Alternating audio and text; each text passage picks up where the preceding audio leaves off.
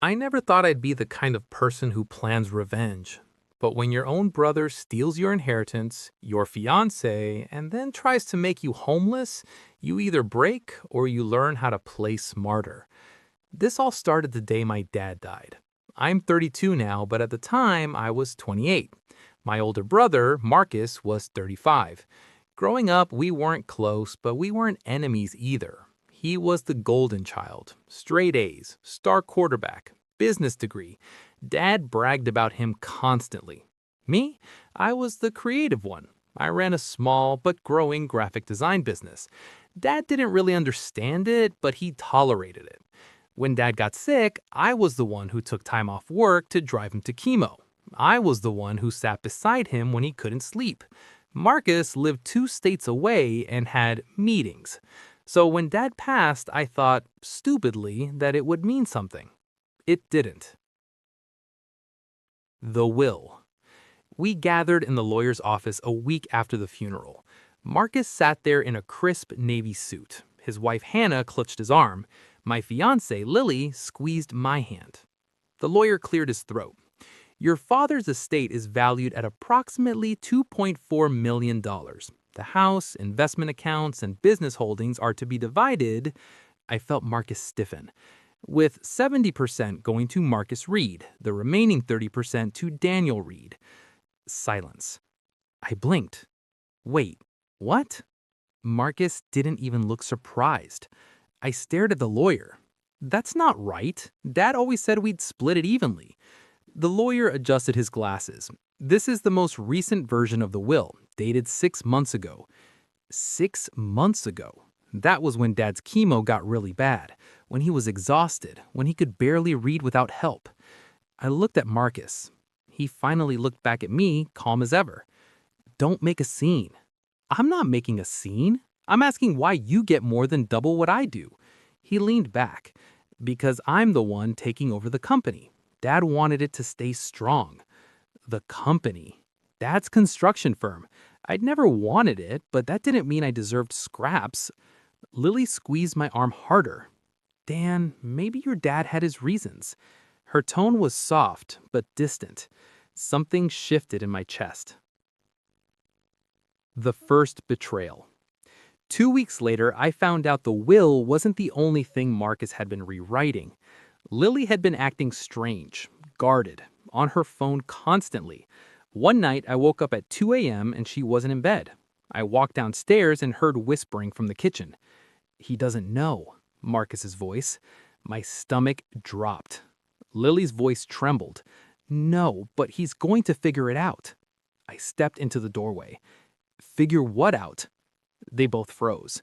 Marcus recovered first. You're being paranoid. At 2 in the morning? In my house? Lily wouldn't look at me. Lily? My voice cracked. She swallowed. Dan, I didn't know how to tell you. Marcus stepped between us, like he was protecting her. And that's when I understood. You've got to be kidding me, I said. Marcus didn't deny it. Lily finally looked up, tears in her eyes. It just happened. It just happened? I laughed. It sounded unhinged, even to me. You don't just trip and land on my brother. Marcus put a hand on her back. We didn't plan it, but we care about each other. You're engaged, I said. To you, she whispered. The room spun. Marcus's voice hardened. Maybe this is for the best. You've always been unstable. Unstable? You're emotional, impulsive. Dad worried about that. There it was, the golden child verdict. Lily packed the bag that night. She didn't even look back.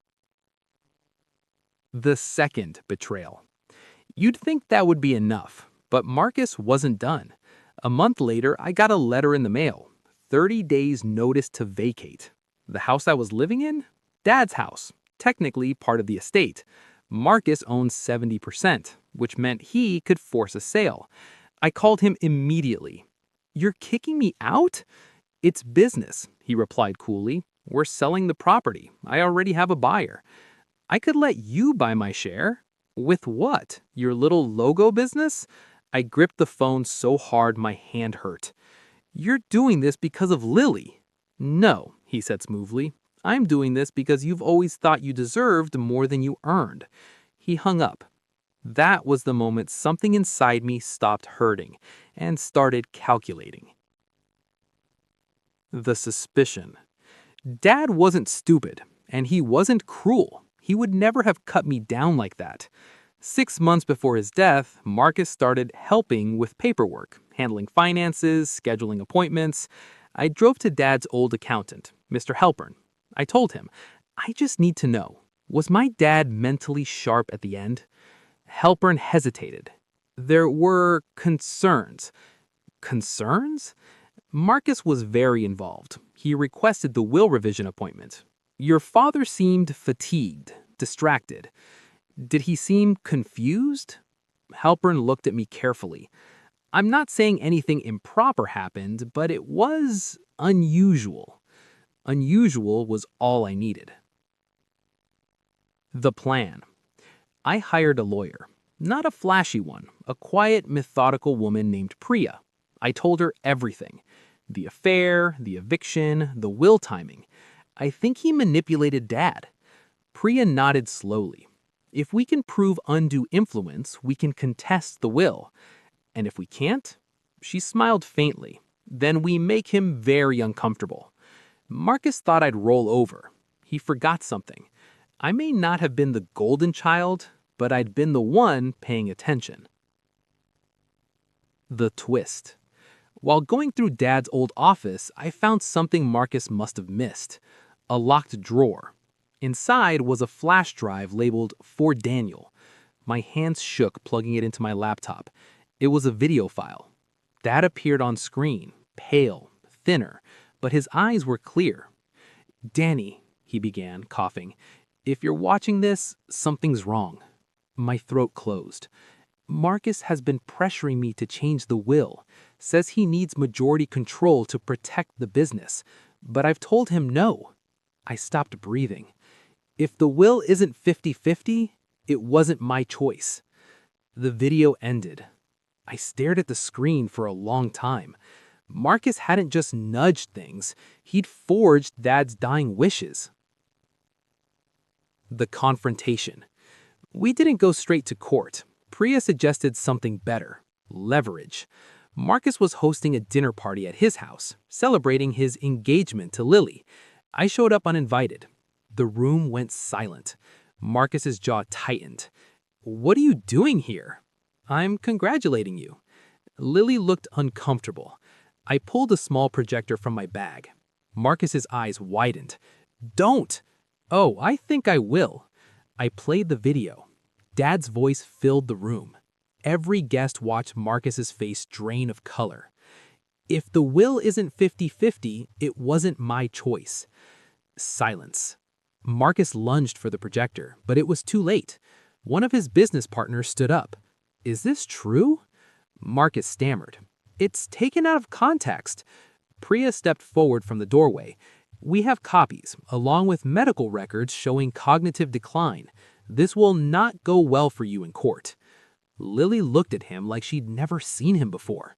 "You told me your dad wanted this," she whispered. Marcus's composure cracked. "I did what was needed to be done." "For what?" I asked quietly. "For us," he snapped at Lily. "For our future." The room buzzed with murmurs. His business partner shook his head. "We'll be reviewing your position." Lily stepped back from him, and for the first time in my life, Marcus looked small. The fallout. The legal battle didn't last long. Once faced with fraud charges and potential criminal investigation, Marcus folded. We settled out of court. The estate was reinstated to a 50-50 split. But that wasn't all. Marcus had to resign from Dad's company. His reputation? Destroyed. Lily left him 2 weeks later. Turns out she didn't love a villain, she loved a winner. The final conversation. Months later, Marcus asked to meet. We sat across from each other at a quiet coffee shop. He looked exhausted. "You ruined me," he said. I stirred my drink calmly. "No, you did that. Yourself." "I was trying to secure everything." "You already had everything." He looked up sharply, and for once he didn't have a comeback. "I would have given you half," I said, freely, without lawyers, without humiliation. He swallowed. "I thought you were weak." I almost laughed. "That was your mistake." The satisfying ending. Here's the part that makes this worth telling. I didn't keep my half of the construction company. I sold my shares to Marcus's former partner at a premium. Then I used the money to scale my design firm. 3 years later, my company cleared more profit than Dad's ever did. Marcus, he moved out of state. Last I heard, he's doing consulting work. We don't speak. Sometimes people ask if I regret blowing up my own family. Here's the truth. He didn't betray me for money. He betrayed me because he thought I'd never fight back. And the best revenge wasn't humiliating him, wasn't taking the